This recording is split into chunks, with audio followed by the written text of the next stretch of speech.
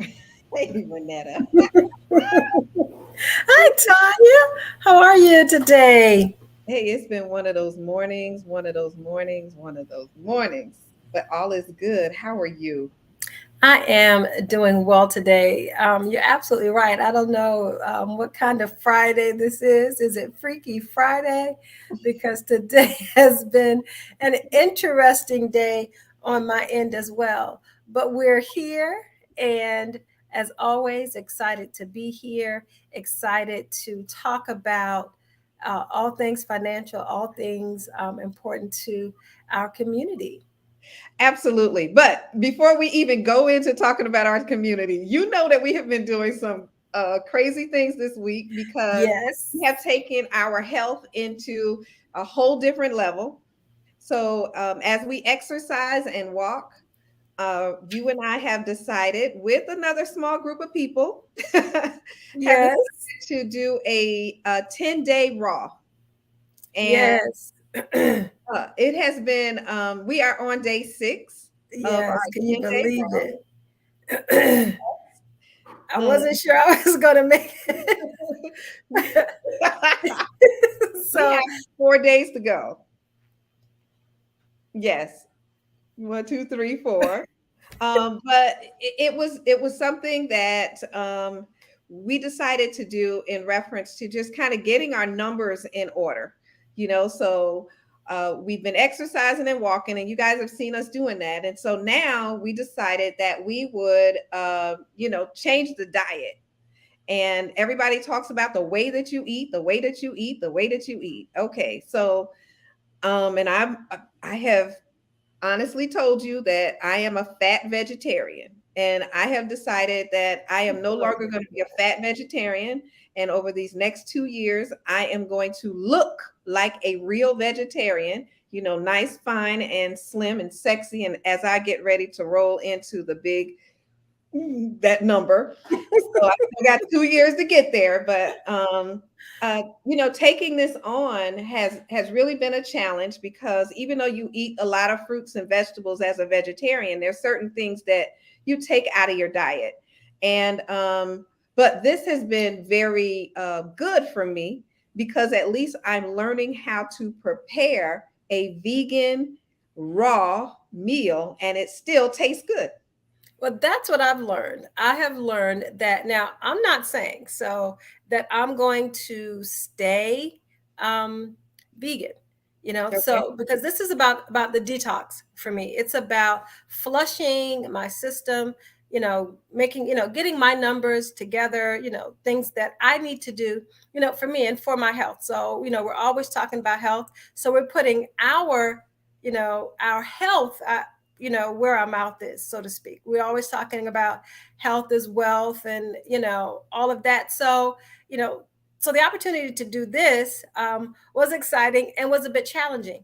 But what I found was after the first few days, and learning how to work with natural herbs and spices, I found that, the food isn't that bad. I mean, there's some things that I've learned to eat that I haven't eaten before, but I was open to trying it. And sometimes you have to be open if you want something different, right? What's that saying? If you want something different, you have to be willing to do something different.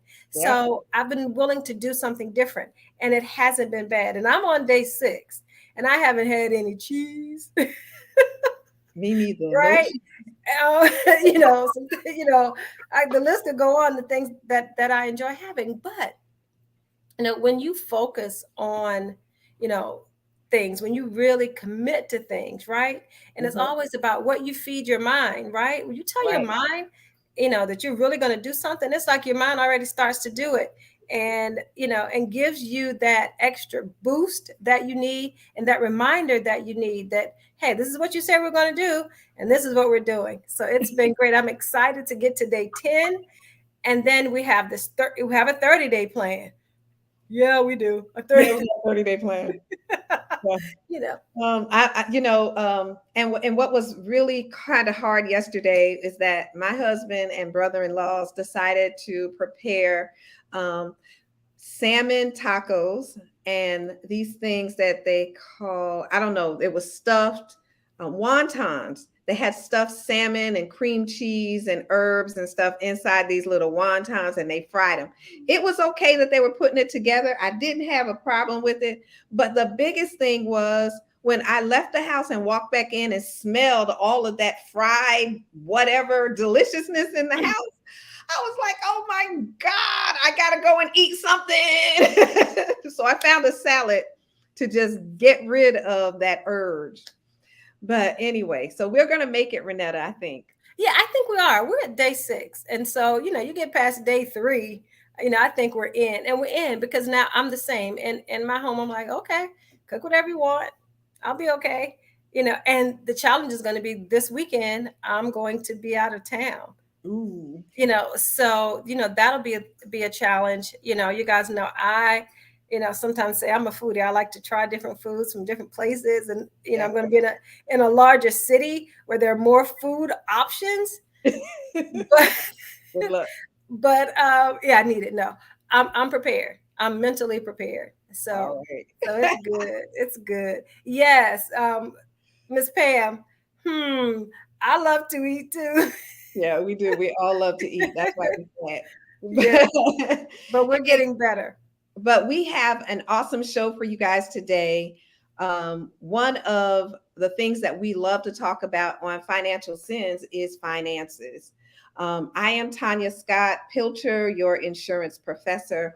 And today we are going to share with you one of the people that I have met in one of my coaching groups. I told you guys I have a lot of different coaches now because I'm really trying to get my life on to the next phase. And it takes that sometimes, is that you have to get to know people that are smarter than you, and at doing things better than you. And we've talked about finances here on Financial Sins, but sometimes we need some experts, right? And today we are bringing in Janae Nugent. She is going to be coming in today to talk with us in reference to personal finance. So I'm going to go ahead and bring her in. All right, Renetta. Absolutely. Hey, you on mute. I'm going to put her up here with you on. Yeah. Okay, there we go. Hello, good afternoon, everybody. Good afternoon. Good to see Hi. you. First of all, you guys are talking about health and eating right, and we went on vacation last week and we didn't do so well. But we are back on it. My husband is a personal trainer, so he's like, no, we got to get this together. So it's definitely not easy, but I enjoy too, like you said, Renetta, like making foods healthy, like traditional foods, Right. like spaghetti or tacos, and Yeah. like making them healthy. And it's really not as bad. It just takes time to get used to. So That's I was right. back there like, yes, yes, yes. Well, Janae, last week we had Catherine on the line with us, and she shared things with us in reference to business finance, and she was awesome. Yeah. So I think, she's with us today. Yes. Hey. She did a fantastic job, and we were able to talk about just getting our business finances in order. And today, we're going to have people that may ask questions, but we want you to talk with us about who you are and what you've been doing and how finances is, we can just do better. Yes, absolutely. So my name is Janae Wynn. I typically help high achieving women. It's okay, it happens. It really does all the time. But I will help high achieving women drop financial shame that's attached to our finances and help them reach their financial goals one step at a time. My company, Financial Healing for Women, we commit ourselves to partnering biblical principles with technique, because in doing that, I've noticed that that's how they're able to obtain like the abundant life that God wants them to have, right? Dropping that shame, putting those techniques together, partnering your faith with what you're actually doing, and then what God is able to do with that is out of this world. So that is what I do and what my company is about. I have a pretty unique story. I've paid off about $25,000 in less than 3 years. And That was back in like 2014. And that's what really jump started my career in finance. It was through my own dirty story, really getting just knee deep and realizing that, oh my gosh, nobody's going to do this for me. So I need to figure out what I need to do to put myself in a better position in the future after I had accumulated so much debt. So, Wow. yeah. So that's amazing. And talking about, how you did that just from your own story. And that is the truth. We all have experienced financial shame, Yes. and and how to get past that financial shame, because sometimes it cripples us and we're immobile, right? Hmm. We're so caught up in the shame of it that we don't sometimes know how to jump start into action. Yeah. So how do we do that? What do we do? Because we're all guilty, and how do you get from saying, hey, yes, saying it out loud, taking ownership of it, and then what do we do? How do we take ownership? That's a really good question because that's the hardest part, right? That's the start of when you make a decision, okay, I want to be better in this. And for me, honestly, I was convicted. Like I was young, I had decided to go full time in business, and there were just a lot of things that I didn't know that didn't set me up for success. And because I was putting money in the business and I was doing all these things, that it set me back. So I realized through really going in my prayer closet and getting real with myself, like, Mhm. okay, what is going on right now? What are we going to do? And it was hard to face it. But if I'm honest, when you're in a situation where your back is up against the wall, you have no choice but to face it. And that's what a lot of people have faced through COVID, through the pandemic. They Mhm. are in situations that probably aren't as unlikely, and they're looking like, okay, what do I have to do? Right. So I think you get to that point where your back's up against the wall and you just have to look at it. You just have to face it. And so, how I was able to get past that point, that was step number one. Like, I got to the point where I was tired, I was frustrated, was just not in a good place. And I had to face it and say, what do I need to do to get my life to the next step? And what God told me is I needed to get in order. Mhm. And I knew for me, that was set yourself up to have more income, number one, right? There's Right. two ways to get your finances in order.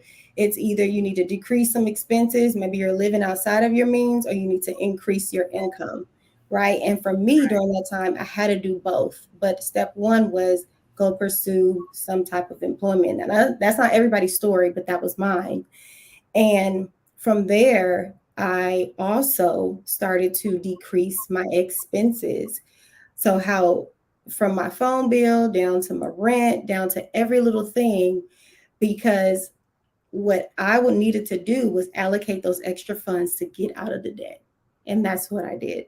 So, I know that's a long way to go answer your question, but number one is face it and then start to actively pursue whatever is next for you. So if you know you need more income, then that's the step. If you know there's some expenses that are out of whack, then that's the step, right? Yeah, but I get so afraid to cut the cable, because I might have someone over and cannot explain why we just have basic. So Yes, that's the kind of stuff that, some of us are afraid to let go of. I get it. And A we Yeah. always, hundred we're percent. trying to impress others. And that's part of the issue. That's where the shame lies is nobody is better than the other person. Right. And you have to look at it this way. And this is how I looked at it because I'm a very forward thinker. 5 years from now, am I going to be in the same place because of some cable? because I did have cable and I did cancel it because it wasn't as important. The pain of having the shame with the friend wasn't as important as the pain that I was going to experience 5 years from now and still be in the same place. And so they ain't paying your bills. So That's do what you got to do for you, period. right. Yes, Captain says stop keeping up with the Joneses. Absolutely. We don't know what's going on in their household. They No, could be behind 3 months and we wouldn't even know. But everything looks good. So it's very important that we stay in our story. We handle what we know we have to handle because at the end the next 5 years, they will be asking you, what did you do? How right. did you get there? And so really, focus on you and not what they think about you. Better, easier said than done. But I'm a person that I don't mind. I don't like to be uncomfortable. I Right. told somebody this the other day, I don't like to be uncomfortable. So the very first thing I always ask is what I need to do. What do I need to do? What do I need to do? Because I don't want to be here no more. And that's just how I'm motivated. Absolutely. Yeah. So, in one of the what is the best thing that we should do to, I guess, put our stuff in order? What is it that we should do? I have no idea anymore. I don't know where to start sometimes. You look at your household, you look at your personal things, um, and when we talk about the debt, then I'm not sure if I should be dealing with my house or should I be dealing with Mm. my personal credit card things, or does that mean not to buy anything anymore? Where should I go? I'm just not sure. I love that. That's a really good question. And this one that I get all the time. I love strategy. And so, how I was able to pay off the debt so quickly was prioritizing which debt was going to put me in the worst position long term. Mm. So, let's say that a person has personal loans or credit cards or student loans and a mortgage, just those four. How can I do four? Four. Use your other hand. Um, the things that are going to affect you the most initially are the credit card debts and the personal loans because they are going to ramp up so much so quickly, especially with credit cards. So I say with most people to start there because there's no running from that. It just accumulates, it builds up, it builds up, it builds up, and it becomes like, oh my gosh, it's impossible to get out of this. Your mortgage is your mortgage. We don't need to worry about paying off our house in this very moment if we have all those other small debts lingering affecting us. So yeah, start with those credit card debts, start with the personal loan. And it doesn't matter which one, but it depends on what method you want to use. There are lots of different methods to pay off debt. There is the snowball, which is pretty popular, right? There's the avalanche, and then there's a challenge method, which is one that I created. And in these three methods, it just helps you strategize a plan so that you can start with the smallest debt and work your way up. So when I work with my clients, I tell them, don't focus on the big number. Set aside one debt, just one, and then allocate an amount of money that you can, right? And then you just build on that. And when they focus on the smallest part of the debt, they don't feel as like overwhelmed because it can be overwhelming, but you have to do a little bit at a time. And that makes a huge difference. People are too worried about the big, oh, getting out of it. Just worry about taking some small steps. I promise you, you will get there. So you mentioned that there are three ways, right? The Mhm. snowball, the avalanche, and then you mentioned something that you've created yourself, which Yes, is the challenge it's called the debt challenge method. challenge Uh, method. the reason why I love this is because it gave me flexibility. So with the challenge method, I was able to challenge myself to save a specific amount of money. And after the challenge was over, I had the opportunity to put that towards my debt or I could save a portion of it. Or so I like that aspect of it, that I get to save or pay off the debt. So in my personal experience, I had a car that was about 460 something dollars a month, which is the average for car payments for most Americans. And I needed to get that down to about two something. Reason being is I needed to have as much free money as I could have to put towards the other things that I needed to, saving, investing, and all of that, or double down on the payments and just getting the car paid off. So that was the strategy. So I saved up $10,000 and I went to the bank. And I'll never forget when I went to the bank, the guy was like, what did he say? He was very surprised that I was coming in to put that amount of money on a debt. And it I can't even explain his responses to me. I'm like, yeah, because we're trying to get out of debt. You know, you're not used to seeing people like me coming here with cash, but this is That's what's right. happening. But that's what it is. It's just you challenge yourself to save an amount. You take that amount and you drop it on the debt.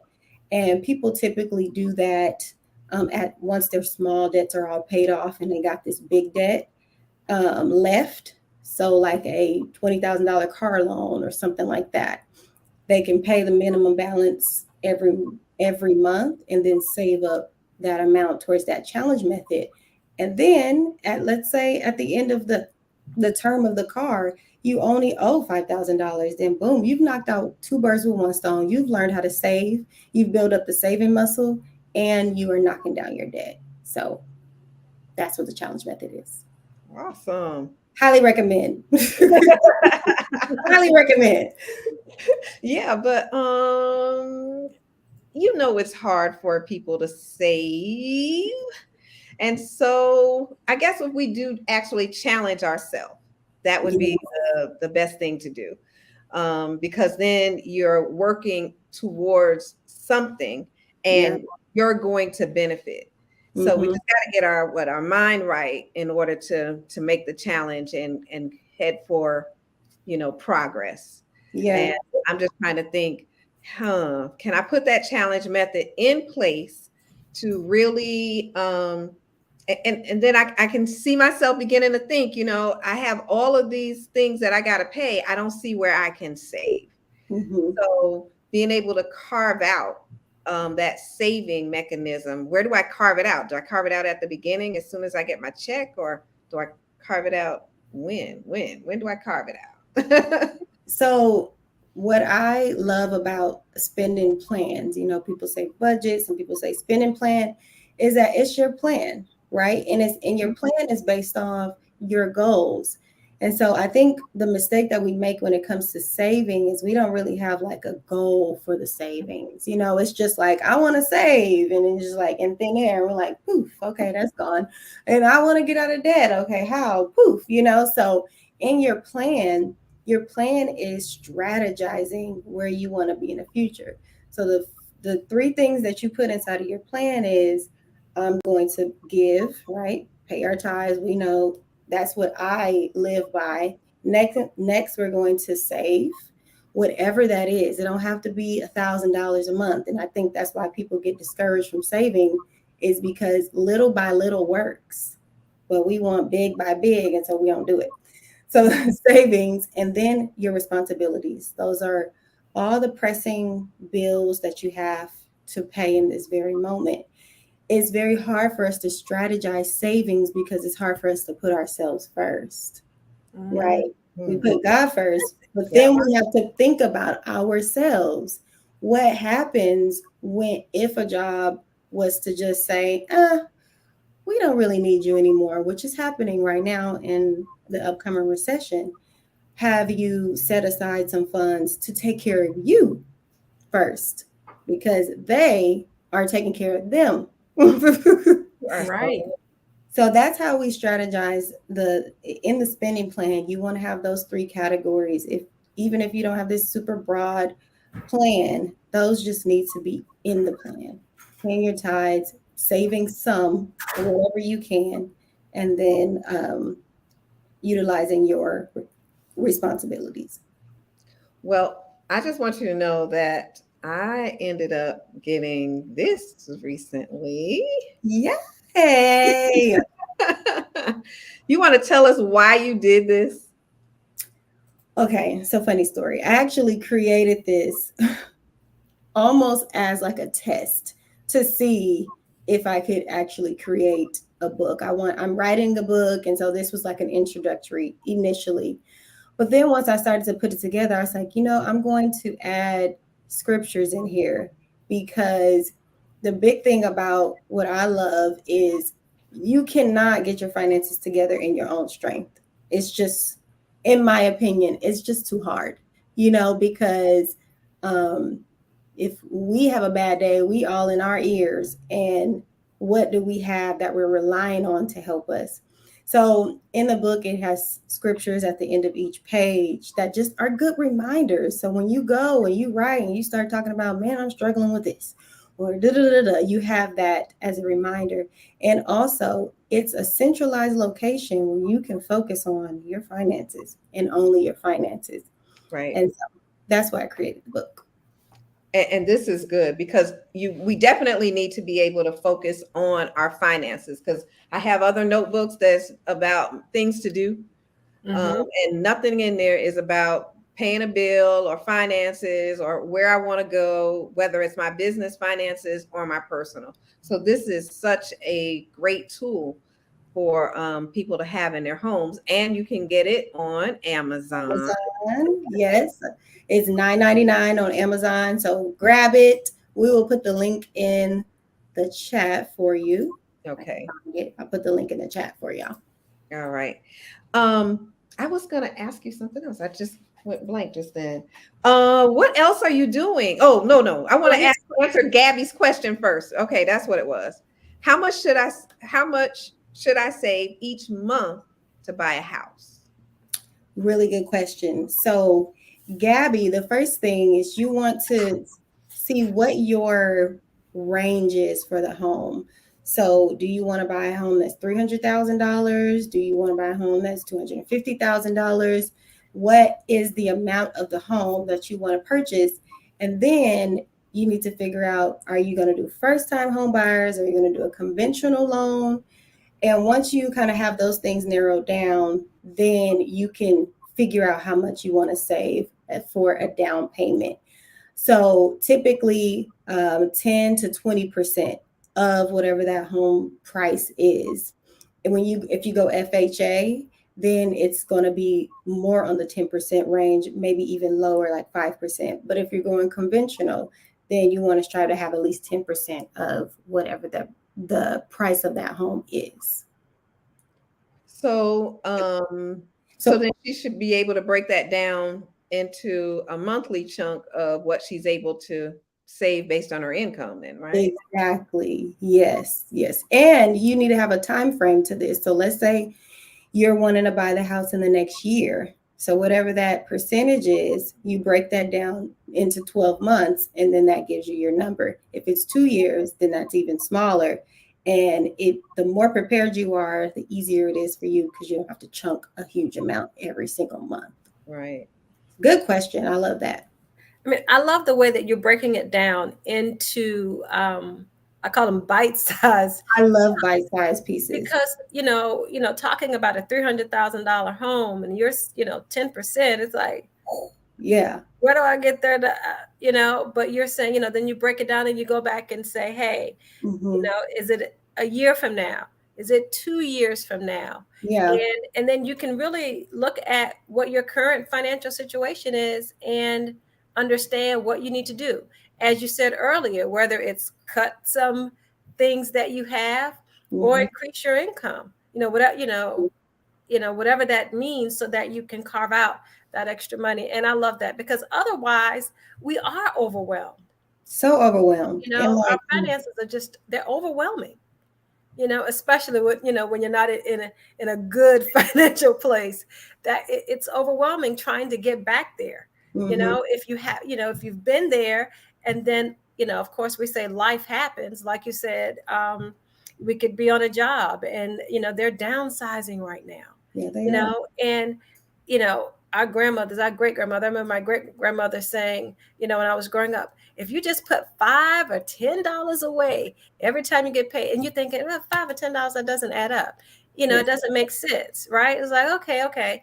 But I remember that my grandmother, my grandparents, they always had a little something tucked away, for that rainy day. When something Mm-hmm. happened, they always had it. And they didn't make the kind of money that we're making today. Yeah. That's right. Yeah. You're right. And as you were talking, like there's so much wisdom that we can learn from our older generation, but also we think a little bit differently now, and so there's that clash, especially with millennials and Gen Z and all the I don't know what the numbers are, All those, Right. but they think very differently. But there is power in both perspectives, and when you were speaking, it reminded me of the ants in the Bible. It talks about the ants and how in the summer seasons they save so they build up Mhm. their food so they can have it in the winter. Mhm. It's These are very small principles that we just kind of get away from, and we start to like let it overwhelm us and not understanding that this is actually easier than we think, but it's all our mindsets. Yeah. It's all our mindsets. We definitely have to have a better mindset. So you talk about financial healing. Hmm. So when why healing? Let me just ask that question. Financial healing. The reason why when I started financial healing for women, the thing that really stuck out to me is we're not going back. I'm not promoting that you could just create a spending plan and it'll get you out temporarily. It will always get you where you need to go. You can follow the steps, be good with it, but then you can go back, and then you can go back. Mhm. Because if you haven't healed the spending issue, the causes of it, why we do it, Right. the underlying factors of it, then it causes you to stay in the same place. And so I am huge on promoting healing because it doesn't matter what the economy does. It doesn't matter what the recession is doing. You have a solid foundation and you have healed those areas in your life that make you go, oh, I'm tired from work today. I deserve this. You do, but maybe not every weekend. Those are things that we maybe not every day, you know. So those are things that I love healing because I like to see permanent healing. And if you don't heal past a certain point, you can never go to the next point. So if you can't get the spending together, the budget together, the debt, then investing looks almost impossible for you. Right. And you know what I'm saying? So there's complete elevation and shifting as you heal from one point to the next. You're right. Shifting. That's a powerful statement. Yes, ma'am. We're not trying to be here forever. And that should be everybody's mindset. Is like, I want to be somewhere different in the next 3 years, in the next 5 years. Today, budgeting is what I need. 5 years, I'm trying to have a couple investment properties. That should be your thought process. And for the kingdom, who else is going to move it forward than us? That's right. Yeah. So, That's right. Because we definitely have to get ready for the what? The kingdom. yeah. Kingdom of God. That's right. Yes. So Janae, you are also doing some other things with women out all over the world. So do you want to tell us about those things that you're doing? Yes. So I recently had a conference, you would say. It's called the Freedom Experience. And Mhm. so we focus very much on helping them get out of debt, get free from debt, but also we had some speakers come in that talk about insurance, like that's right up your alley, and how they can insure their freedom. And we had also people come in and talk. Catherine, actually, she's here watching. She was there and she was talking about finances and how to do it um, an easier way. And so I do events every so often. That was actually my first event since COVID happened. So it was super exciting. Mhm. And I also have an academy, the Abundance Academy. And it is for women who really need to understand finance A to Z. And so I take them through my framework and help them strategize a spending plan, their budget, get out of debt. We work on your credit. We talk about investing, and there's tons of different experts that come in and help them with those different topics. So the Abundance Academy. That is, that's awesome. You're talking about the Abundance Academy, and I just heard you mention the dreaded, credit word, right? Yeah. And for many of us, and for many people in our audience, the pandemic hit, and everybody's, a lot of people's credit took a plunge because we didn't have the savings, Mm-hmm. right? And we were laid off, and you received unemployment, yes, but it didn't equal what your normal weekly salary was. Yeah. And so people weren't able to pay off credit cards or incurred medical debt. Let's talk a little bit about credit. Once that's happened, you know what are some suggestions to start that recovery portion? Yeah, so I get all the time people ask me like, Janae, how do I fix my credit? And I tell them your credit is just a byproduct of your behaviors, Mm-hmm. right? What you do on a daily basis with your spending, your money, your plan, and it's also a direct reflection of debt. And so when I show them what I call the credit pie chart and the different aspects of it, and you focus on the area that you're struggling with the most. So here's the caveat about when you're struggling with income and also you have debt, your credit naturally is going to be affected. When I was in my season, credit was actually one of the ways that helped me be able to sustain living. I had to take out a cash advance on that credit card, but I was actively seeking employment to start paying that off. So that's a hard place to be in, right? Because things just feel like they're caving in on you. But what you focus on the most is trying to get that income back in a better place, decreasing those expenses, and your credit just comes as a byproduct. Credit is just not wave your wand and you can have whatever you want. And that's my issue when it comes to it. It's a great source. It's a great resource. You got to have credit because you got to show them that you can handle debt. And that's the end of it for me. Yeah, you're absolutely right. And you have to, become responsible. And, we keep going back to putting things in the proper order. Absolutely.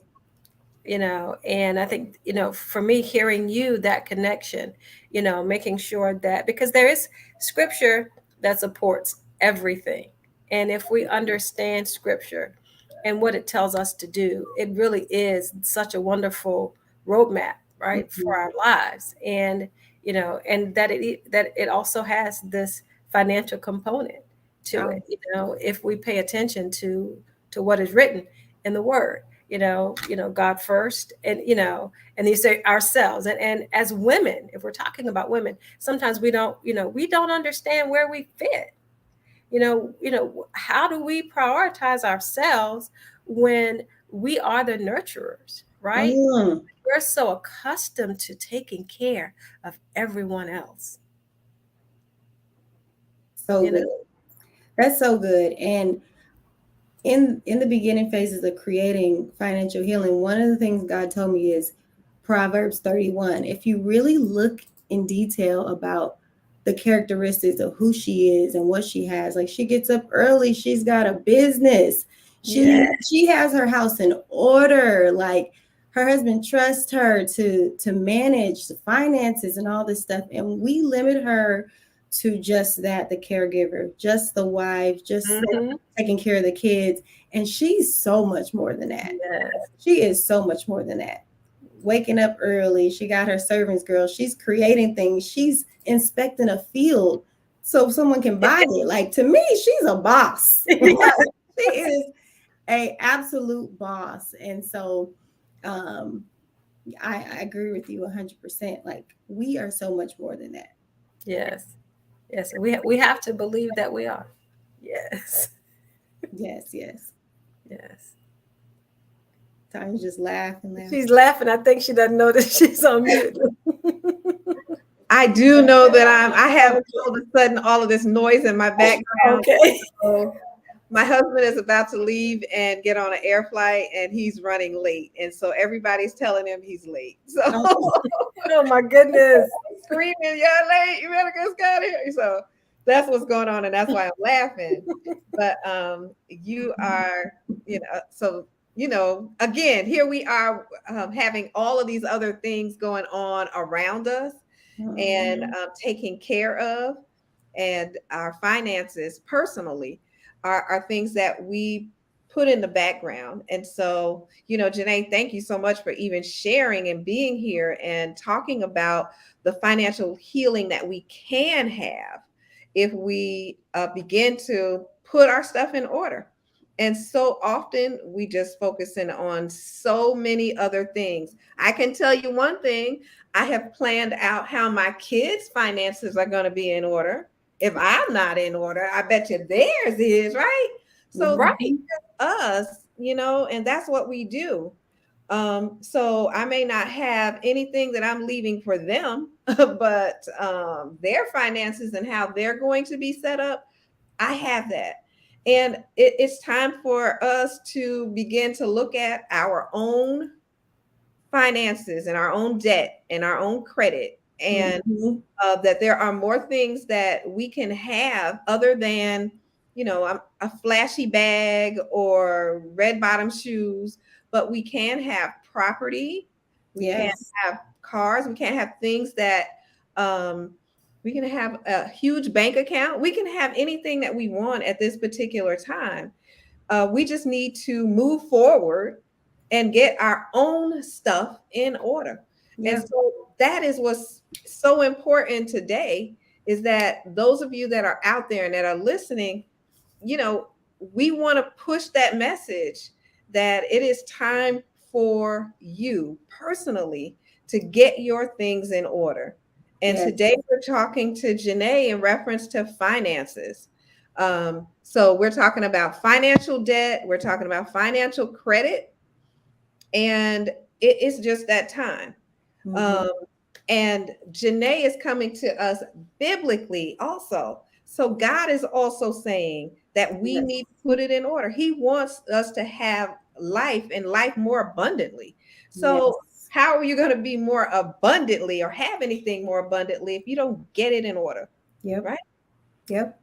Well, I have something, Renetta and Tanya, if it's okay that I drop it. I know it's on the screen, but the financial breakthrough roadmap I created for people who are starting the process of getting out of debt, and they need the steps, right? Because I love to break things down. I feel like it's the only way you really teach finance is to give them the steps. And so in the roadmap, it teaches you 6 quick and easy steps to get free from debt and financial shame. And so as a gift to you guys that is there for you, go ahead and grab it. It's free. And yeah, go ahead and start following it. I love it because it doesn't matter if you have 1 debt, 2 debt, 3 debt. You can use it and start it back over, and it gives you a good roadmap to do that. Awesome. That is great that you would even provide that. So do you remember what's on your step one of this roadmap? Because everybody just need a step one. Yeah, I believe step 1 is the spending plan. Step 1 is the plan. Let's devise the right plan, a strategy, so that you can even be set up to pay off the debt. It's really hard to just throw a little bit on it without knowing, is it actually are the numbers actually working, right? You can have a debt that's $10,000 and you're like, okay, well, I'll just pay a little bit. I'm pay $100 on it each month. That $100 is getting eaten up by interest. Right. So you never see the light at the end of the tunnel without the proper plan and strategy. So Well, that Janae, gives you also have a coaching session. If people want to get some help, because a lot of times we can't do it by ourselves. You want to talk a little bit about that? Yeah, so in the Abundance Academy, the very first thing that we do is a 90-minute coaching.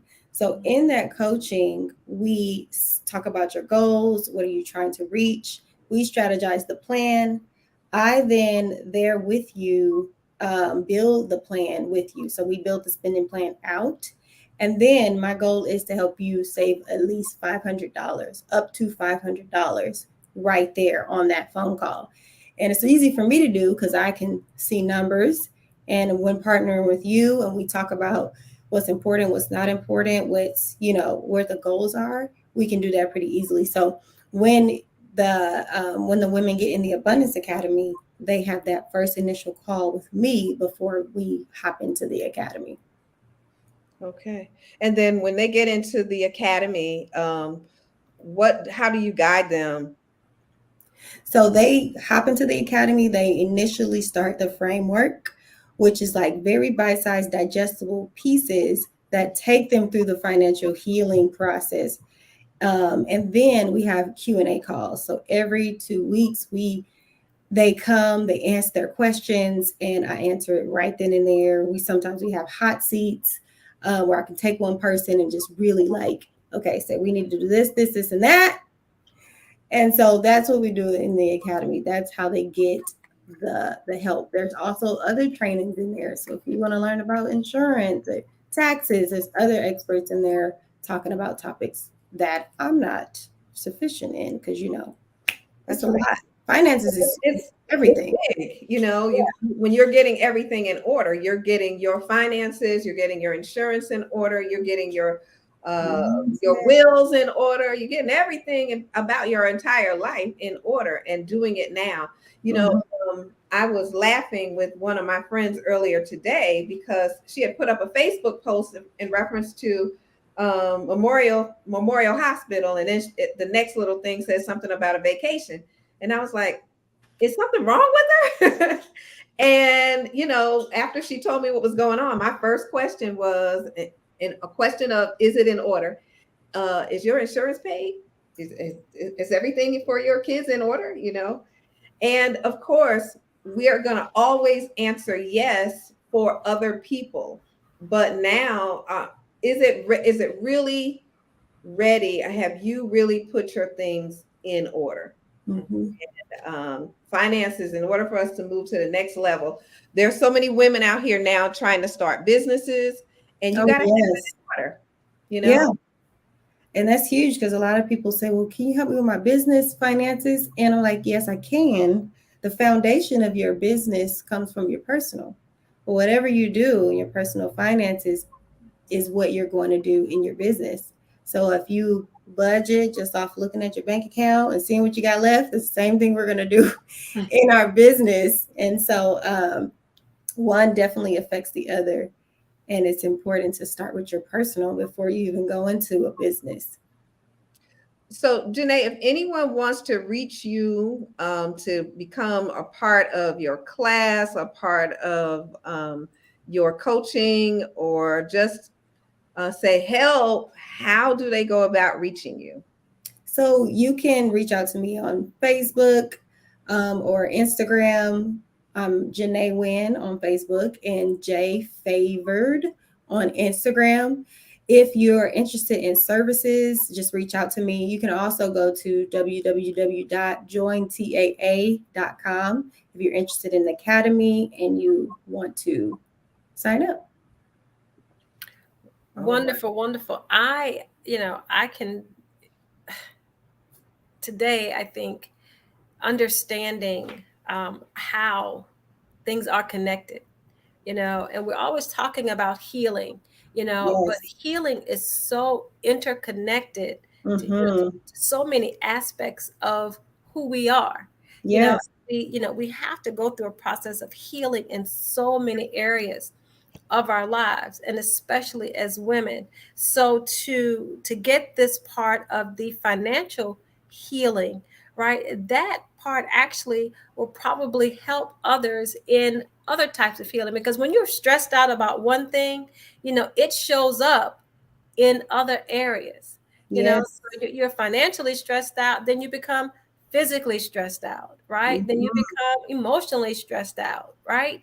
And, we have to learn, that we have to heal all those areas of our lives so that we get that whole Yeah. healing that we need. You're right. They're all interconnected. And it's crazy how, like, when people start working on their finances, other things start to become important to them, like their mental health. Yes. And their physical health, which I'm a huge advocate of. The first thing that you need to make sure that you invest in, that needs to be a part of your daily life, is your mental health, whatever that looks like for you. Therapy, going to a movie, like whatever that is, you need to invest in that part of you. You need to invest in the physical aspect of you, and food. And I know food is a little higher than normal, but we're not compromising on healthy foods. And that's just something that I live by, because it costs more to go to the doctor and when something is wrong, then it costs for you to just invest in the right foods that we need to eat. So you're right, it is connected to everything. So I tell my clients, we don't compromise on the groceries. The groceries gonna be high. Oh well, we gonna eat the right food, because we're thinking forward, not now. That's Right. That's right. That is so good. And I want to encourage you all to reach out to Janae. You're not going to only just get a person that is an expert on finances, but you're going to get someone that is a God-fearing woman. And if you need prayer, she's going to pray with you. Really. Bring it on home. So, and that's sometimes what we do need, is that we need someone to really understand, because we are embarrassed about our debt. We're embarrassed of the shape that we have gotten ourselves in. So when you look at me on the outside, I may look one way, but in the inside, there's something else going on. Right. And you are a person that people can really connect with. You have that spirit about you. And so that's why she's here today, to share information with us, to make you aware that there are people out here that can help move us from, I'm going to say, from poverty to riches, because there are some options and things that we can do to get there. Yep. So it is totally up to us, and it's totally up to our mind. And so we want to thank you so much. I'm going to let you go ahead and finish up, Janae, because we're going to close out in just a second. If there's anything else you want to share with our audience today. I first just want to say thank you guys for having me on. There's not a lot of podcasts or live where I feel comfortable speaking about finances from a biblical lens. And so thank you for providing that space, and for so many other people that come on here that are giving their expertise. So this was by far probably one of the easiest conversations that I've had in a long time. So thank you. And to everyone who is watching, I pray that you really listened in, really download the Financial Breakthrough Roadmap. Contact me if you need help. There is no shame. Like, you good. We done all been here, done that, bought the t-shirt. So and wore it. More than once. Yeah. Exactly. Yes. Great. Thank you so much. As we close, I am Renetta Milner Gardner, and always I say, make it a great day. And I am Tanya Scott Pilcher, your insurance professor, and always live life like there is no tomorrow. So we look forward to seeing you all next week as we talk about some back to school things possibly. And if not, we'll be talking about something that will definitely be a light in your life. So you guys, we'll see you later. Thank you, Janae, again for being with us. Thank you.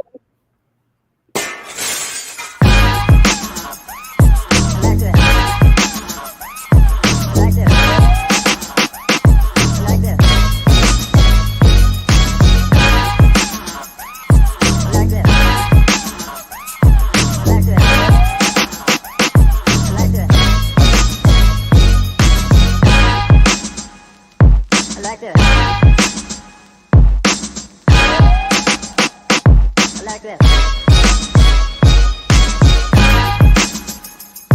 I like this. I like this. I like this. I like this.